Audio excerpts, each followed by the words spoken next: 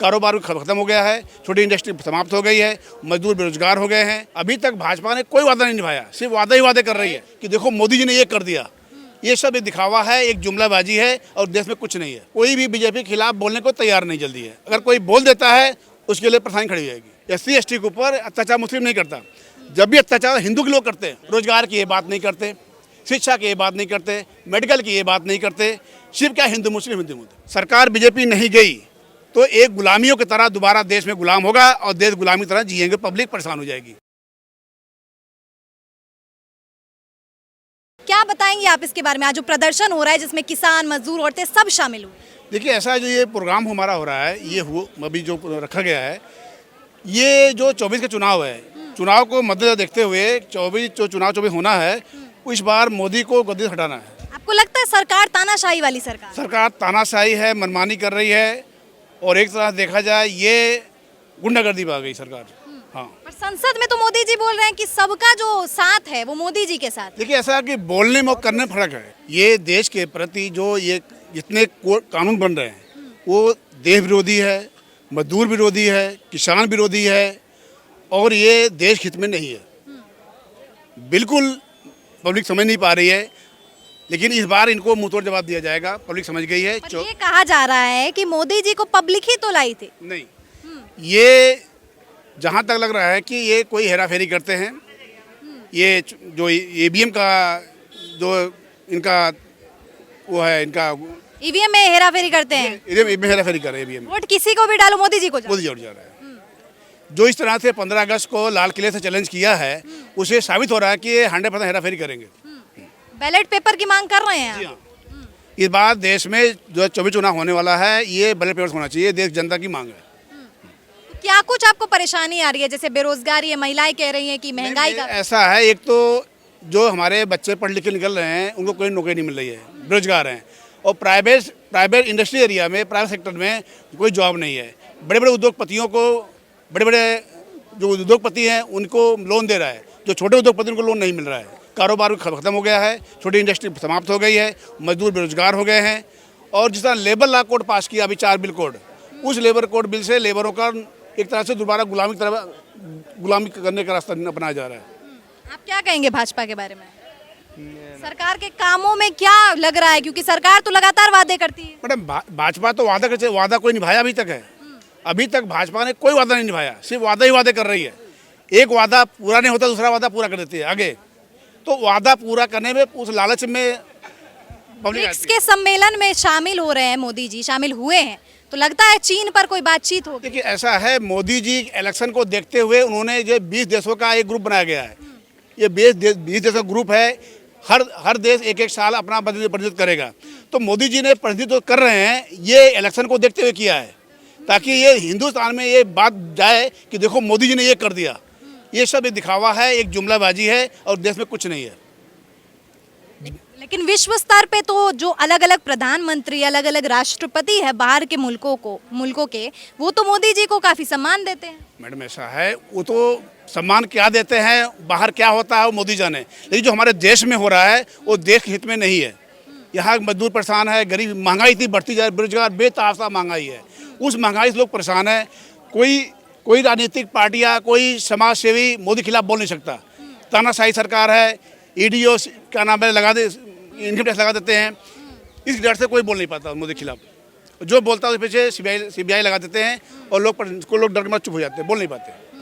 यानी कि आप कह रहे हैं कि जो भी प्रदर्शन करते हैं या आवाज उठाते, बगावत करते हैं, ED का छापा मर जाता है या CBI जो है उस पर रेड लगा देती है।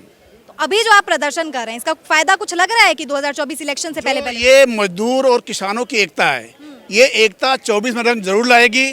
और इस बार 100% उम्मीद है, जिस तरह राजनीतिक पार्टियां एक हो रही है, मजदूर किसान एक हो रहे हैं, उसे हमें ये पूरी उम्मीद है कि 2024 में मोदी सरकार यहाँ से समाप्त हो जाएगी। कोई विकल्प दिख रहा है मोदी सरकार के खिलाफ? मैडम, कोई ऐसी बात नहीं है कि मोदी का कोई विकल्प देश में नहीं है। मोदी जी नहीं रहे देश नहीं चलेगा, ऐसी बात नहीं है।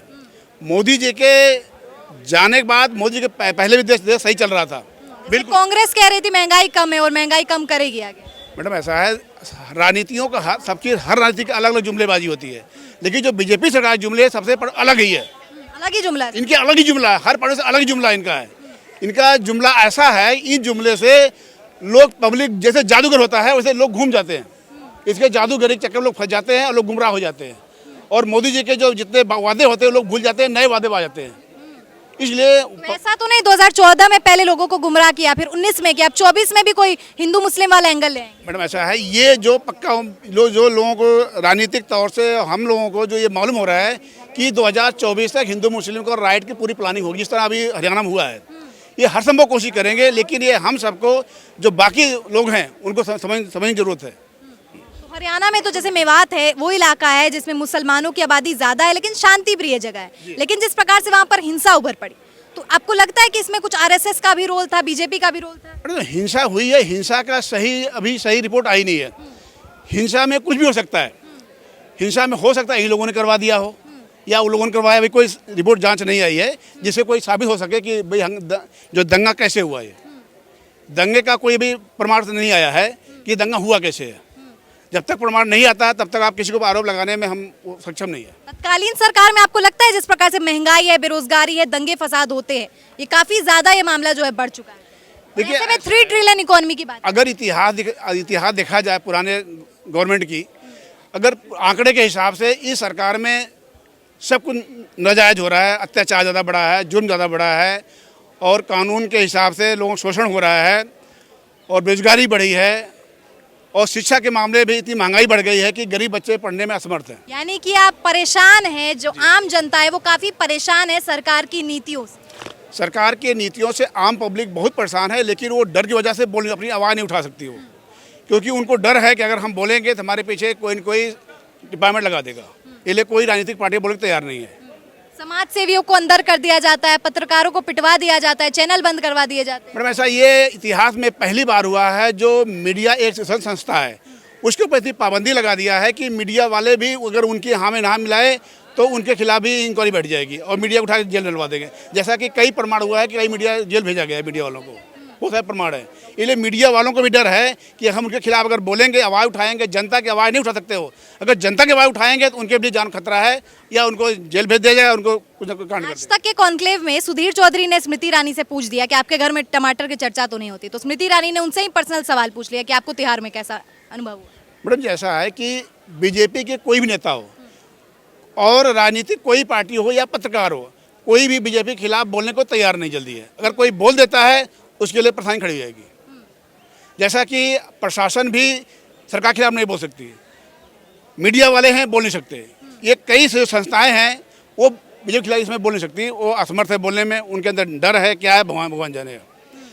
अगर कोई कोर्ट, कोई जज अगर ऑर्डर करता है किसी के खिलाफ तो उसका रातों रात ट्रांसफर हो जाता है। बहुत ऐसे केस आप देख रही हैं। बरेली में शोभा यात्रा एक निकलने वाली थी, तो मुस्लिम बहु इलाके से निकलने वाली थी, तो एसपी साहब ने मना कर दिया, उनका तबादला कर दिया। देखिए ऐसा है कि शोभा यात्रा पहले निकलती थी, नहीं निकलती थी, बात की बात है। जो बीजेपी सरकार है, बीजेपी सरकार में मुस्लिम एरिया में जाने का, मुस्लिम हमारे देश में रहे हैं, हमारे देश में उन्होंने गुलामी के टाइम में संघर्ष किया, लड़ाई किया, आज़ादी दिलाई। आज वही मुस्लिम हमारे देश का नहीं है। एक राजनीतिक मुद्दा है हिंदू मुस्लिम करके, क्योंकि बीजेपी के पास कोई ऐसा मुद्दा नहीं है कि इलेक्शन के टाइम में मुद्दा रखा जाए। बीजेपी एक ही मुद्दा है, हिंदू मुस्लिम राइट। जब तक हिंदू मुस्लिम नहीं होगा बीजेपी सरकार दोबारा 24 नहीं आ सकती। तो क्या आपको लगता है कि अगर कुछ हिंदू से संबंधित कानून बनाया जाता है या कुछ ऐसा जैसे राम मंदिर जैसा ऐतिहासिक ज्ञानवापी पे भी सुनाया जाता है तो उनको कुछ फायदा हो सकता है? मैडम हम चाहते हैं जो हिंदू हैं, हिंदू देश में कितने हैं और हिंदू ही हिंदू पर अत्याचार करता है, हिंदू ही हिंदू करता है। जैसे ST वाले हुए, SC अत्याचार मुस्लिम कोई नहीं करता, SC के ऊपर अत्याचार मुस्लिम नहीं करता। जब भी अत्याचार हिंदू के लोग करते हैं, यानी सवर्ण जो है वो दलितों पर अत्याचार करते हैं, तो काहे हिंदू हैं, वो मंदिर में जा नहीं सकते, कहीं वो जा नहीं सकते, हर जगह पाबंदी है, तो हिंदू किस बात के वो? हिंदू केवल वोट लेने हिंदू हैं वो, बाकी राजनीतिक तौर से जो उनको बेनिफिट मिला वो हिंदू नहीं है वो। आपको लग रहा है सरकार के जुमले में आ जाएगी फिर से जनता? आना तो नहीं चाहिए, अगर हिंदू मुस्लिम राइट नहीं हुआ तो सरकार इस बार नहीं आएगी। जिस प्रकार से सबको दबाने का प्रयास ये अत्याचारी सरकार कर रही है, आपको लगता है लोकतंत्र खतरे में है? लोकतंत्र 100% खतरे में है। लोकतंत्र खतरे में है।